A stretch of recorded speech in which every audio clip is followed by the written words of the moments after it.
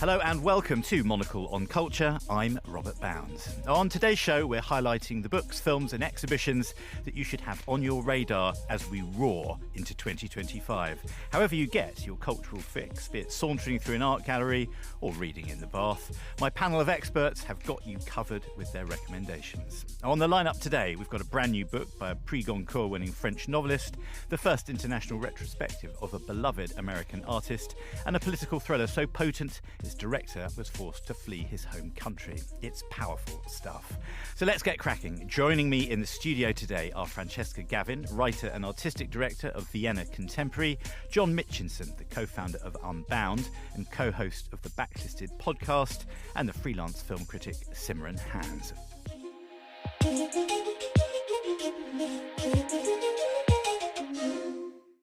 Welcome, everybody, to the show. Hello. Hello. We've got the A-team assembled, as regular listeners will know, especially regular listeners at this time of year when we round up the year or we look ahead to next year. We've got the proper brains trust in. Fran, we're going to start with you and Noah Davis, who's gracing the Barbican next February. So this is amazing. This is the first proper retrospective. He died in 2015, I believe. He was a Black American artist, painter, not originally from LA, but very well known for being intertwined with LA and setting up this incredible art space called the Underground Museum, where there would be exhibitions, like even a collaboration with like museum level stuff, residencies. It was very much like a grassroots kind of space. Mm-hmm. And he was an exceptional painter, like the most beautiful figurative work, I think, that actually emerged. I saw a piece for 2015. I didn't buy it for $4,000 and I still kick myself.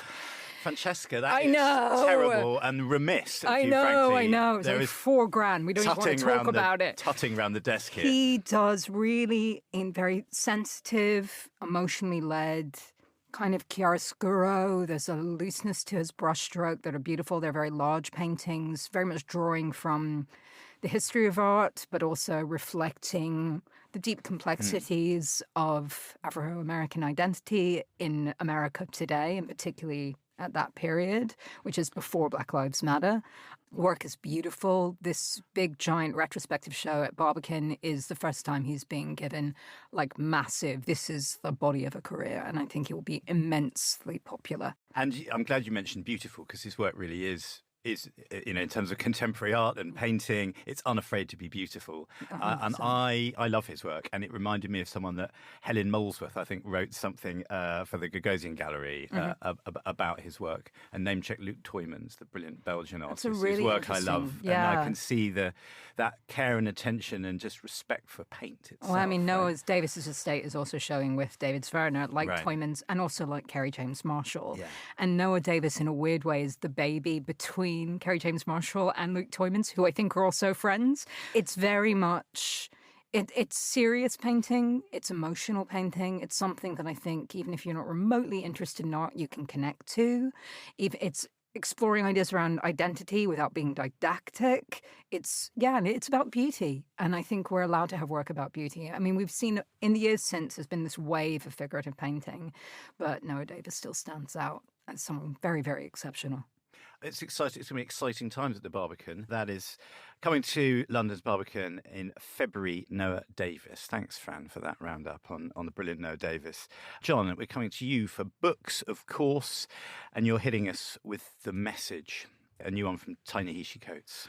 Yeah, Coates is a kind of, I think, one of those writers that, for a whole generation of people who've been trying to grapple with race, he's a kind of so important. And through 2020, Black Lives Matter, he's wrote a series of articles in the Atlantic, including The Case for Reparations, which became kind of the, if you were going to discuss these subjects, you kind of had to read Ta-Nehisi Coates. It's a sort of set text. Yeah, set text. Yeah. So this book is in that tradition, I guess.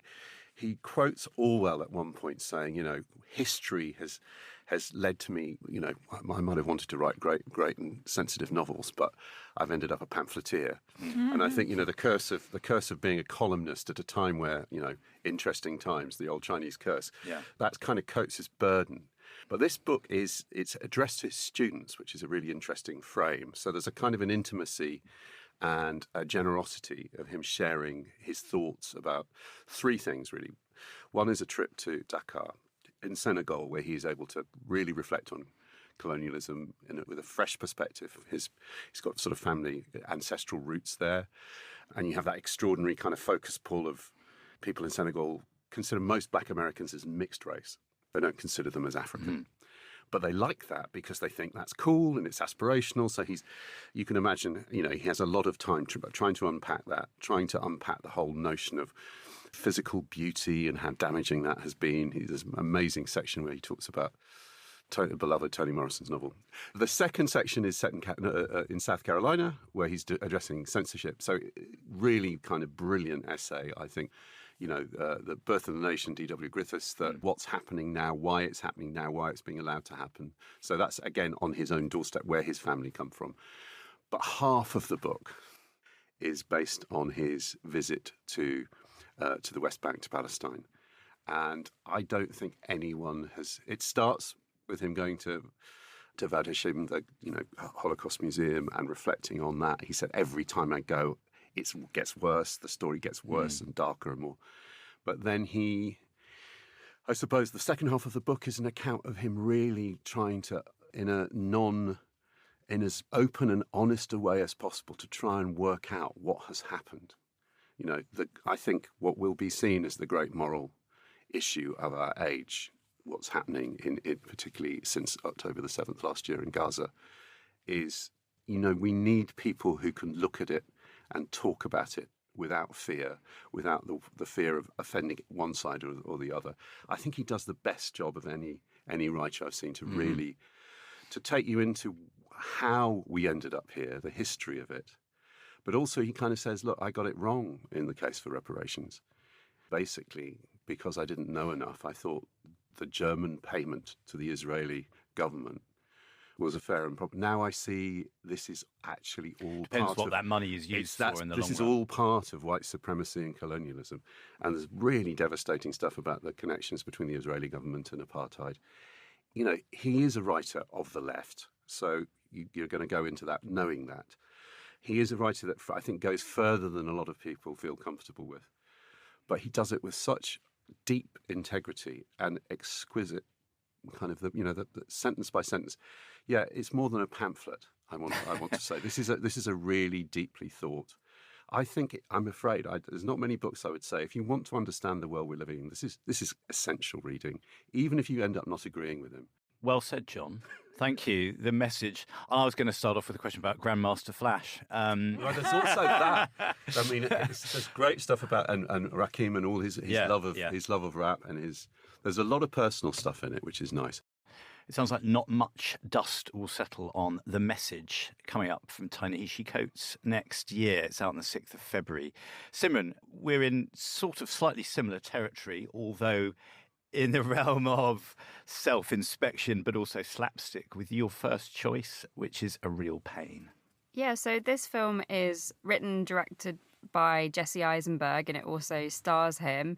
You might know him as Mark Zuckerberg in The Social Network. Indeed. Although he's been in many other things. And I think he's a really brilliant actor, but he's also quite a funny, intelligent writer. And so this film is semi-autobiographical, and it's based on these two cousins, Dave, played by Jesse Eisenberg, and Benji, played by Kieran Culkin, who is obviously Roman Roy from Succession. He's quite Roman in this. He's very Roman in this. And there are these two sort of estranged cousins, grew up very close, and they go to Poland, which is their sort of ancestral homeland, to sort of pay homage to their grandmother Dory, who has passed away, and also to kind of pay their respects, really, and they visit Holocaust Museum, and they go to kind of reconnect with their past, and then they do a pilgrimage to her house. And so it's all about how they're kind of dealing with this generational trauma that they've inherited. They're dealing with their grief, but also it's kind of a satire about how we make a sort of industry out of that grief and out of that trauma. And so they're on a tour of the Holocaust Museum on like a kind of coach tour with all of these cringeworthy Americans. And, there's something funny about them staying in hotels and taking photos and sort of having to deal with the ugliness and the crassness of that, while also processing their quite kind of complex, real feelings about their history and how they're connected to it. Also, on a kind of another layer, there's this rivalry going on between them because they're very different personalities. So the Jesse Eisenberg character, he's very uptight, he's very straight-laced, he's got a proper job, he's got a family. And the Kieran Culkin character is a bit of a slacker, very depressed, but also incredibly charismatic and charming, and somehow manages to, make everybody fall in love with him, while Dave, the Jesse Eisenberg character, is sort of cringing at every interaction and struggling through the world, even though he seems to sort of have everything going for him. It looks exceptionally funny and quite moving, and it looks like it's all about the performances between these two cousins, with Culkin and Eisenberg, right? It's the dynamic between the two of them and how they have these two very contrasting energies that they play off each other. So Kieran Culkin, I mean, you mentioned that he was a bit Roman Roy in this, and he's just sort of loud and bawdy and always says the wrong thing at the wrong time, but you can't help but sort of want to wrap your arms around him and give him a hug. He's very lovable. And yeah, the other character is the sort of straight man, just constantly sort of rubbing his thighs in distress. They're very funny with each other. And you can tell that these are two very intelligent actors who are very keyed into each other's humour. And I mean, the things that we've already talked around the table so far in the show, Simran, I mean, this is obviously a big topic, none bigger. Does it get away with making the joke that it makes about the industrialisation of the grief of tourism, as it were? I think it does get away with it because I guess it's true, right? There is there's a truth to it. So on one hand, of course, they want to go and see what happened to their people and kind of pay their respects and be connected to the reality, the uncomfortable reality of that, and also recognise their own privilege.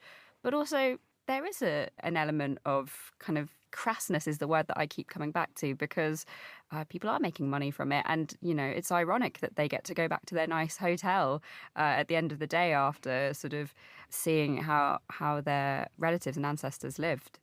It is well titled, A Real Pain. That's starring Kieran Culkin and Jesse Eisenberg, and that is out on the 10th of January. Thank you very much, Simran.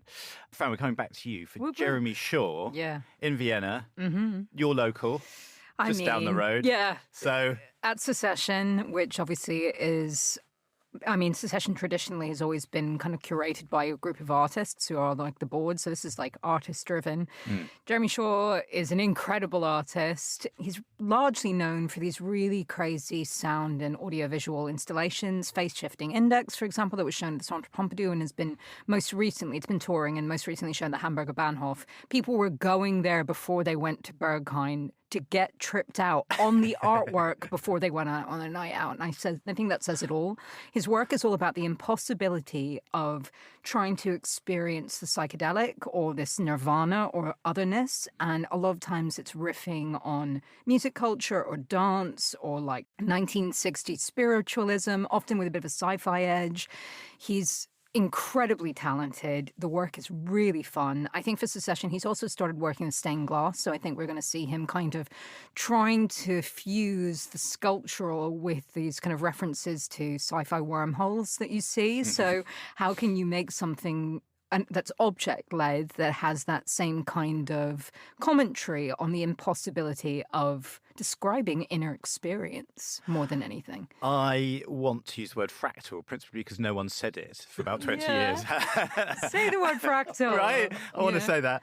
And I wrote down, one of the questions I'd written down was, how much do you have to know before you go? But it sounds like you have to leave quite a lot of stuff behind before you go in, right? If, no matter what your interest is, if you have any slight awareness of the concept of spirituality or going to a club on a night out or any kind of connection to the great big other, or even just have ever watched a sci-fi movie, you will get pleasure looking at Jeremy Shaw's work. I love it. He's in the collection of Julia Stoschek. Yeah, he did. In Dusseldorf. That kind of, if anyone knows, is in her collection, is in that amazing collection. Well, this is very much of that world, right? 100%. And he had a show in her Berlin space. I mean, she specializes in collecting video work. And in the biggest breadth of what that can be. So, I mean, he's definitely a bit of a Berlin star. He's Canadian originally. He won the Sobey Award, etc. I mean, he's shown in past Venice Biennales before when he was doing this quantification. At some point in his work, there's often this shift where suddenly you're watching something and then it begins to have a physical, visceral effect on you. Like you feel like you're off your head, which is amazing. I mean, anyone, if it's still traveling, anytime you get a chance to see a video work, do. But this is a new show, and I'm very excited to see what he's making that's new. And we talked about the fact that he's in collections around the world. Right. How collectible is this stuff, actually? I mean, it's for people to get a handle on it. It sounds like he's a museum artist more than a private collection artist. Like the museum stuff is good, but he also has like this concurrent thing where he's basically, you know, when you're seeing like a jewel fractalized, broken like diamond, imagine that, but with a photograph behind it. So he has this whole body of like, how can you turn a still image into something that feels like it's moving? It's kind of almost in a weird way like playing on ideas around futurism. Yeah. So he definitely has a collectible side to what he does, but the immersive nature of his larger installations are very much more museum-y. But hey, collecting video work is a thing. People do this, and I think we're going to see an increase of that as space becomes more limited throughout time. So what you're saying is drop one and go to Vienna Secessions. I mean, you'll have a very nice time.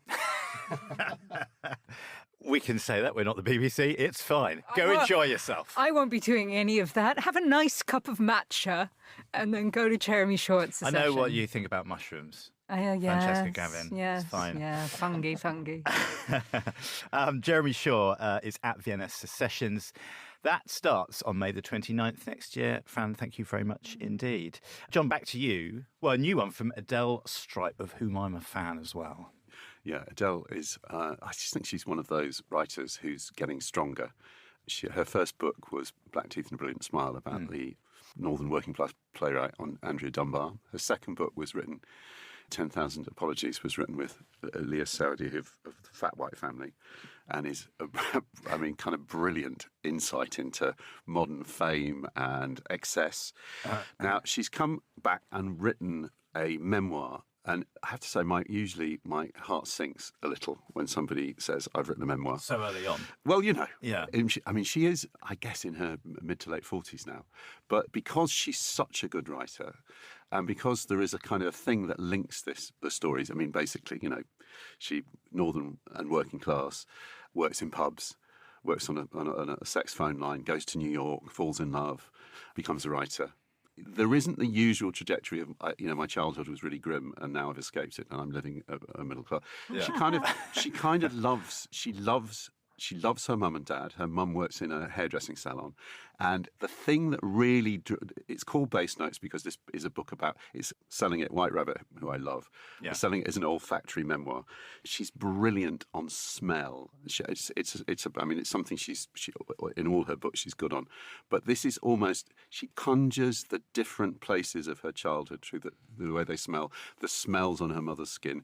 All the way through the book, she breaks it down into all the different things that go together to make a particular smell. So that gives it a bit of structure. But obviously what lifts it is just the quality of the writing. There's a brilliant bit towards the end where she finally goes to Paris and she makes her own perfume, which she calls Lune Rose, because she's Adele Rose. And I'm just going to read it because it gives you the flavour of the book brilliantly. Instead of the subtle, evocative scent you expertly crafted, what is present on your skin is something far more down market. It's not the precious concoction of your imagination. It's not a perfume your mother would ever have worn. Certainly not an Alexis Carrington fragrance. What Lune Rose really resembles, if you're truthful, is a brand of cheap copy perfume bought for £3 in the middle aisle at Lidl. It is a disappointment after the grand effort. You acknowledge now that the best laid plans don't always work out. And then she imagines her mother saying, there's no way I would ever wear that. I have read a lot of working class memoirs because I'm interested in them. I don't think there's anything I've read that has quite the kind of zinging confidence, and she's so good at setting scenes. She's so good at telling anecdotes. There's not a trace of self-pity. There's a sort of proper northern arrogance in the book, which I love. I think if you're even remotely interested in the mad culture of spell and the smells that make up our world, I know a lot. I'm going to be giving this to a lot of friends when it comes out, which I think is in February next year. Yes, it's out on the 13th of Feb from the Brilliant White Rabbit. Of course. Valentine's Day, of course it is. Yeah, actually, very, very good. Very strong Valentine's Channel gift, number 5, gift we can call it. For the strong woman in your life. Smells like the Channel. Yeah. Slightly less expensive than a bottle of the stuff. It's Bass Notes, new from Adele Stripe. Thanks, John, for that. Simran, we're coming to you for some hard truths. New from Mike Leigh. Which mode is Mike Leigh for this new film? Well, I should start by saying that I think Mike Leigh is one of the greatest filmmakers of all time and probably Britain's greatest living director. He's 81 now, I think. So he, I don't know how many more films he's going to make. And this, I would say, is vintage Mike Leigh. He actually hasn't made a film set in contemporary Britain in probably about 15 years. I think the last one was Another Year with Leslie Manville. I love that film. It's a brilliant film. But the last couple of things that he's made, Peterloo and Mr. Turner, they're him in sort of a period mode. This one is Mike Leigh in London, family drama centred around a very interesting character called Pansy, who is played by the great Marianne Jean-Baptiste, who, as most people who are fans of Mike Leigh would know, was the star or one of the stars of Secrets and Lies. That was her kind of big start, wasn't it? It was her debut film role, and she had worked with Mike Leigh a couple of years earlier in a play called It's a Great Shame, and this film got her the Best Supporting Actress nomination that year, where she plays the estranged daughter of Brenda Blethyn, and it's a brilliant kind of family drama. And this film is Marianne Jean-Baptiste and Mike Leigh back together again. And so it's about this family, this black family in North London, and Pansy, played by Marianne Jean-Baptiste, is furious. She is an angry woman. She's angry about everything. She hates everyone.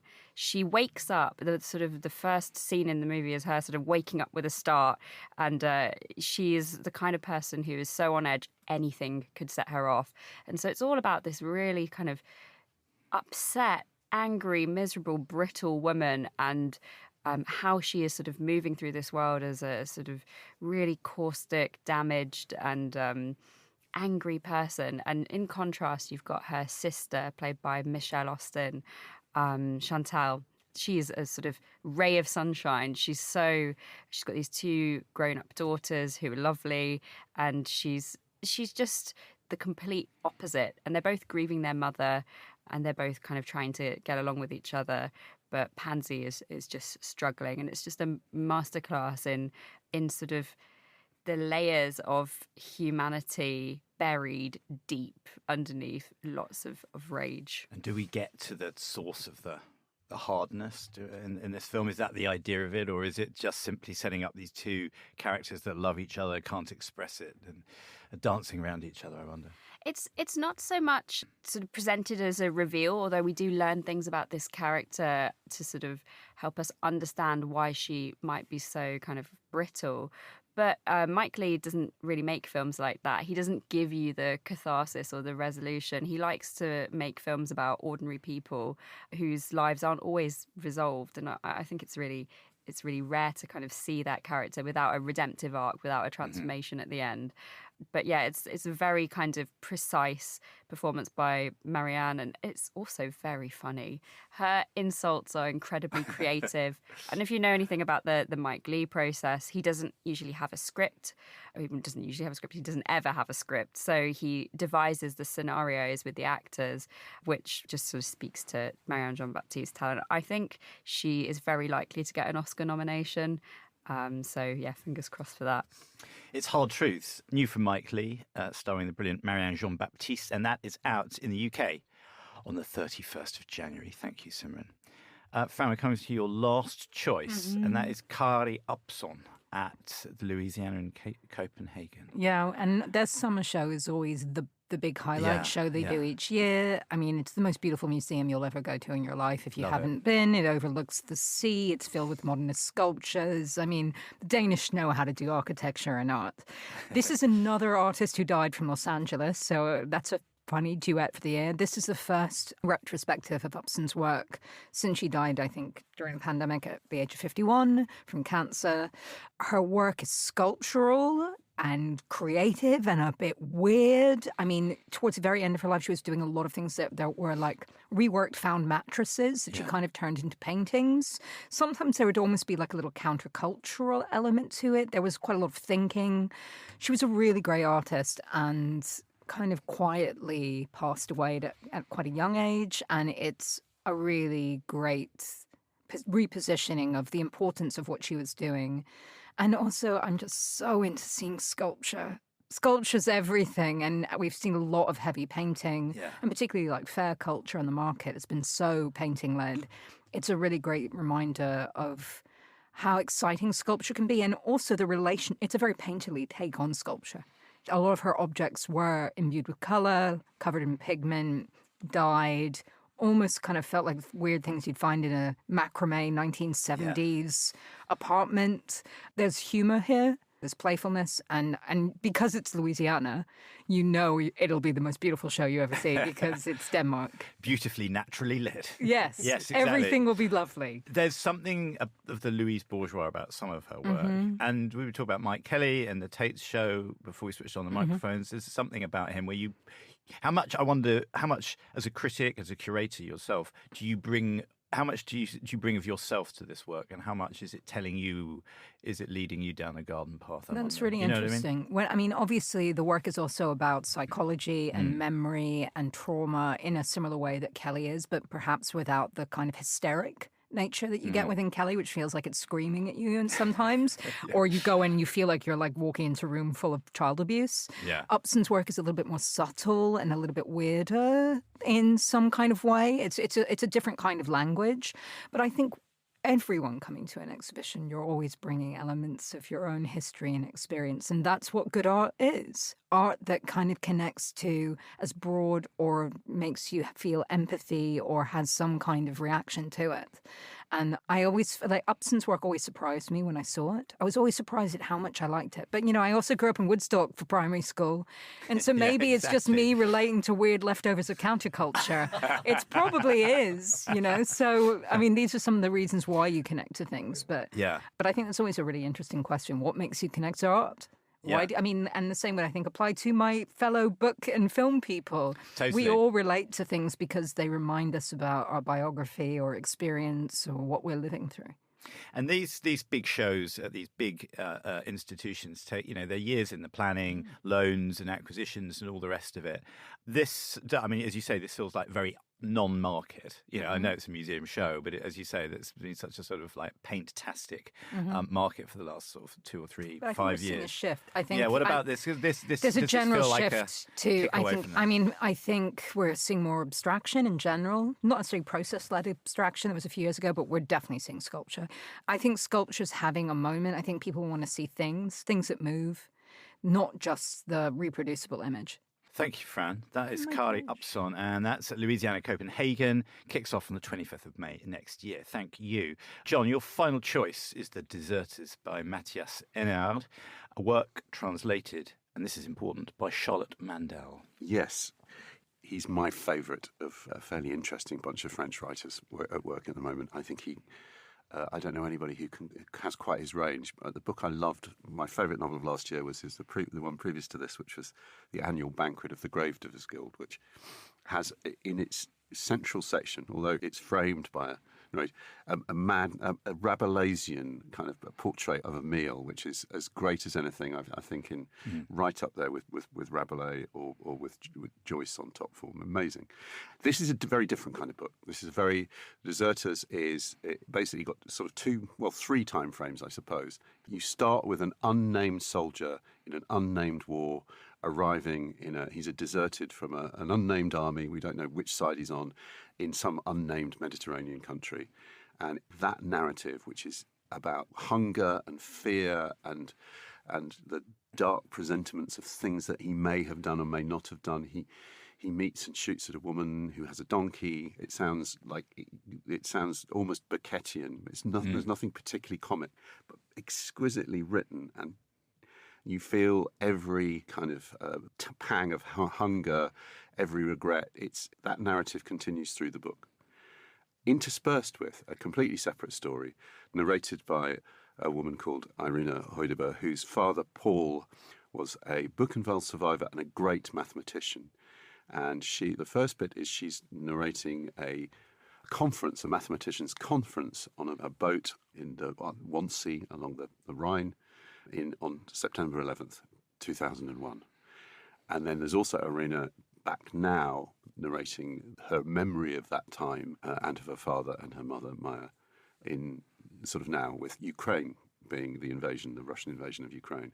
So it's a book about violence. It's a book, I should say that Maya, her mother, and Paul, her father, are separated by the Berlin Wall. He is an anti-fascist who refuses to come to the West. He's a great mathematician. He wrote an extraordinary mathematical book, which has, in Buchenwald, which becomes a kind of a cult, both as a sort of like a Tractatus Wittgenstein cult for mathematicians, but also a cult for people who wanted to believe that there is a relevance of mathematics to life and the life of the spirit. And so he's a great hero. He's sundered. He writes lots and lots of beautiful love letters to Maya, his wife, but they can't really ever live together again because he refuses to give up on the revolution that he's been part of in East Germany, even though the Berlin Wall falls. And then he dies. So it's about Irina trying to get to grips with her parents. I suppose what you get through that narrative is the sense that they felt that they were, in that kind of terrible Fukuyama phrase, that they were both fighting towards the end of history. But suddenly history and violence is happening all over again. I guess the clever thing about fiction, right?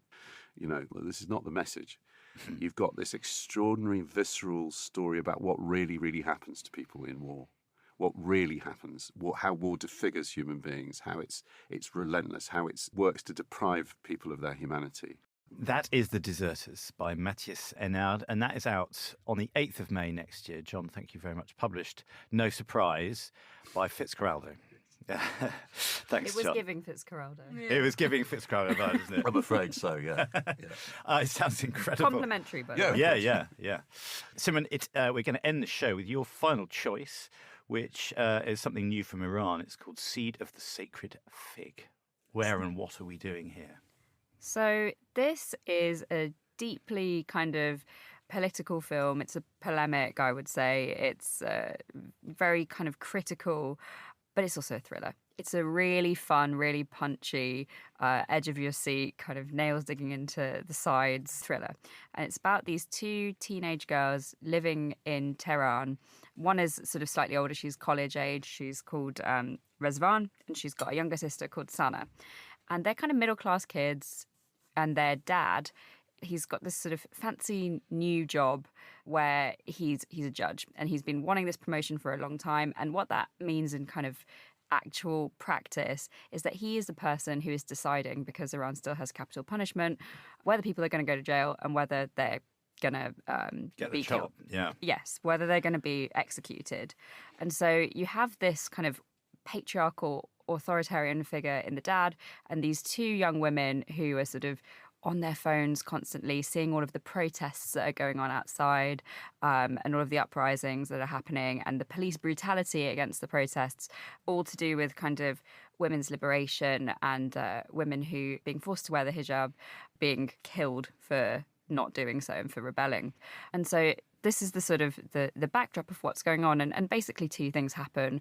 The older sister, she gets caught up in one of the protests, and one of her friends gets shot in the face, and she brings her back home to kind of be seen to, much to the mother's disdain.